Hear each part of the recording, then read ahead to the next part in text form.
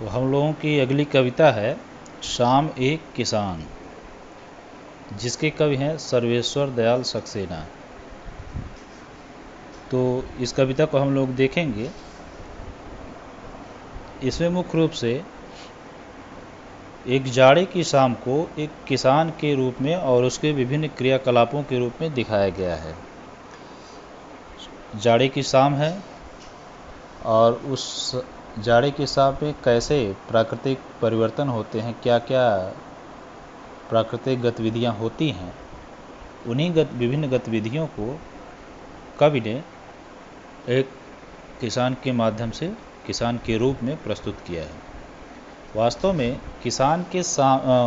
कवि के सामने किसान नहीं है। वास्तव में कवि के सामने सिर्फ वो प्राकृतिक वस्तुएं हैं और प्राकृतिक घटनाएं हैं, क्रियाकलाप हैं। उन्हीं प्राकृतिक वस्तुओं और प्राकृतिक क्रियाकलापों को कवि ने किसान और उसके विभिन्न क्रियाकलाप के रूप में प्रस्तुत किया है। यानी कवि देख रहा है प्राकृतिक चीज़ों को और उसको प्रस्तुत कर रहा है किसान के रूप में। जहाँ पर हम इस सूची को देख सकते हैं, आसमान को कवि ने किसान की पगड़ी मान रखा है। सूरज जो उस समय ढलने वाला है लाल रंग का होता है उस समय ढलते समय, इसलिए किसान द्वारा उपयोग में लाए जा रहे चिलम और उसकी आग को मान रखा है। किसान पहाड़ को मान रखा है, वहाँ जो पहाड़ी हो गई उसको किसान मान रखा है। पहाड़ी के नीचे नदी बह रही होगी, उसको किसान का चादर मान रखा है, क्योंकि जाड़े की शाम है तो किसान ने चादर भी ले रखा होगा, ऐसा कवि ने कल्पना किया है, तो नदी को चादर मान लिया है।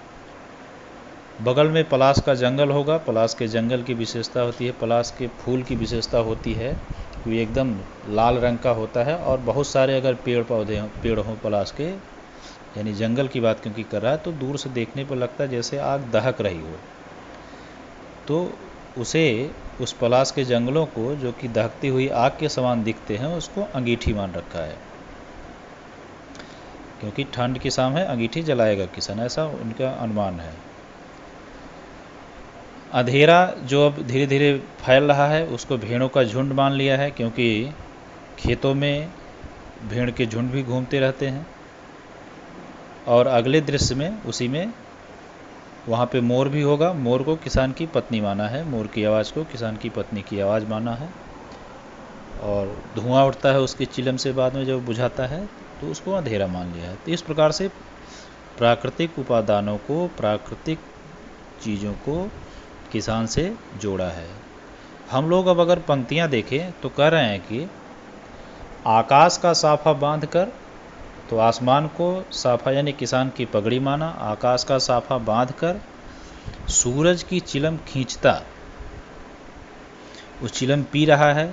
चिलम में आग होती है, आग का रंग ढलते हुए सूरज का रंग, दोनों का रंग लगभग एक जैसा होता है, लालिमा लिए हुए, इसलिए कवि ने ढलते हुए सूरज को किसान का चिलम मान लिया जिसमें आग होती है। तो किसान चिलम पी रहा है ऐसा मान रहा है।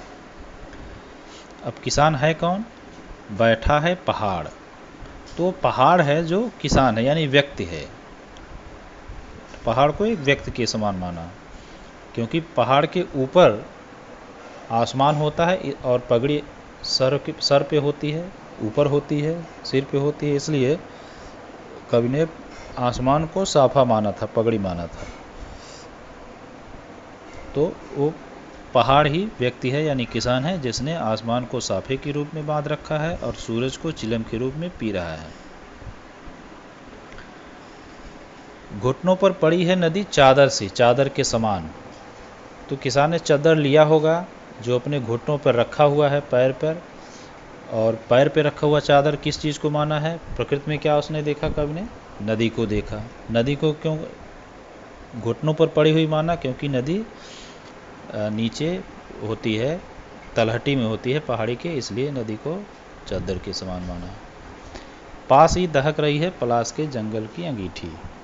उसने किसान के पास में थोड़ी दूर में पलाश का जंगल होगा जिसमें लाल लाल फूल दहक रहे हैं, जिसको देख करके उसने अनुमान किया कि ये अंगीठी जल रही है, दहक रही है।